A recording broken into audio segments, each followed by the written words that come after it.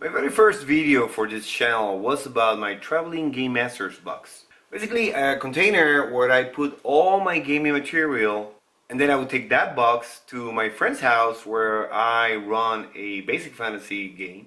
And in that video I explained all the contents of it. I had the manuals, the character sheets, dice trays, dice tower, minifigs. Honestly, I had a lot of stuff. Many people liked it, but then I realized I was taking along quite a few things that I was actually not using, like for example the dice tower.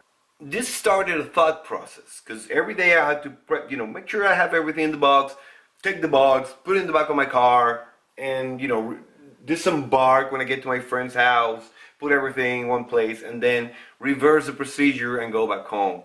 And I was getting a little bit tired of that. Recently, as you know, school has started, and I was looking for school supplies for my kids. And as I was walking and looking at the shelves, looking at things for my kids, but in the back of my head, always hunting for good stuff for gaming, I found this. A clipboard, but you can actually open it and put stuff in it. Pretty much rugged, well built. It's made out of aluminum and some sort of cardboard with a leather look. And as soon as I saw this, I had an idea. But it's funny how things work, because initially what I was thinking it was to just turn this into a Dungeon Master screen. So I just bought it and brought it home and started looking at it, kind of like gauging it and seeing the features and all that. My initial idea was to use it like this. Open it up, use it like this, open, like the typical the typical DM screen, and that was it. But the more I looked at it and I saw the kind of space I have, I mean there's like 3/4 of an inch here, like half an inch here. You can pack a lot of things here. It has a lot of space. Also, the fact that it was so tall made me feel, which is sometimes one of the things I don't like about my current DM screen, is that it feels so tall. I feel like I'm behind a fortress, and I have to kind of crane my neck to look at my players, So I realized that maybe there was an alternative. I could use it like this and just open the lid. So what I'm going to be showing you today is a couple of modifications I made to this container so it works the way I want it to, and also how I packed all my gear, well, the necessary gear, into this container. Since it's made out of aluminum, it was kind of slippery when I put it on the table, so I got these rubber pads to basically keep it in place so they don't raise the clipboard a lot. You get some clearance and you get grippiness. You see I'm shaking the whole desk, but that's about it. The second modification I made, since I wanted it to open like a laptop, basically, that's what I wanted, what I was looking for. The problem was that the hinges are put in such a way that it opens flat. It's designed to just open completely flat over a desk. So I got a couple of screws and nuts and bolts and finishing washers, and I installed a chain. It took me a little bit of eyeball engineering to get the angle that I wanted, but I nailed it there. This is the perfect angle, and now the lid just stays there. Third modification I made was how, if I put it this way, how I was going to hold papers and stuff up here while I'm using the screen. Well, I took another screw with a finishing washer, and I put there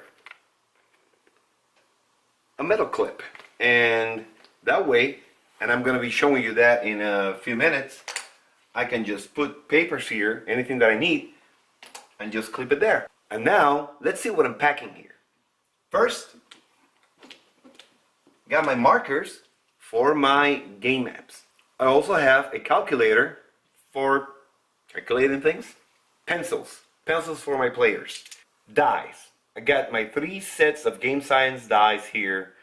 I'm not gonna take them out right now because, to be honest, they're kind of difficult to get out of here sometimes. I mean, I managed to get this out really easily, but general terms, they're held tightly by this mesh, which I like because I'd rather have a bit of a hard time taking them out of there than having them be scattered all over the box every time I open it. Then at the bottom, since it's designed to hold things here, or even like a tablet or something like that, it comes with a Velcro strap already. And there, that allows me to put there my gaming board, the basic fantasy rulebook, character sheets, game reference, the usual DM screen stuff, and my game information. In addition to that, I have a little journal for taking quick notes, my beloved 1mm Energel pen, and my 30-second hourglass that I use for combat or to make my players make quick decisions.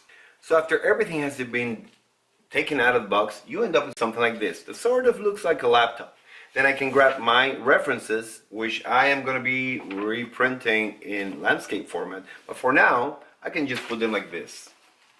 With a clip, put them here, and I'm all set. I have my combat references there. I could put a map here if I wanted to. So what do I do with this empty area down here?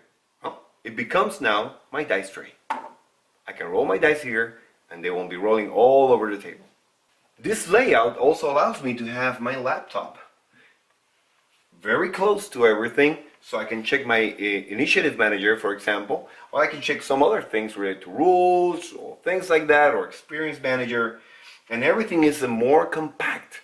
It's easier to manage, and I can have my game reference. I can put them here, I can put them here by my side, because honestly, I usually don't put my maps on top here because I might be making marks on them. I may be marking things. And also, you know, with the module books for basic fantasy, they provide space for you to mark the hit points. So I'm going to be marking those off. So they are of no use over here. They're going to be on the table. So this actually works out for me quite well. And when I'm done, I just reverse the process, put everything back in, like so.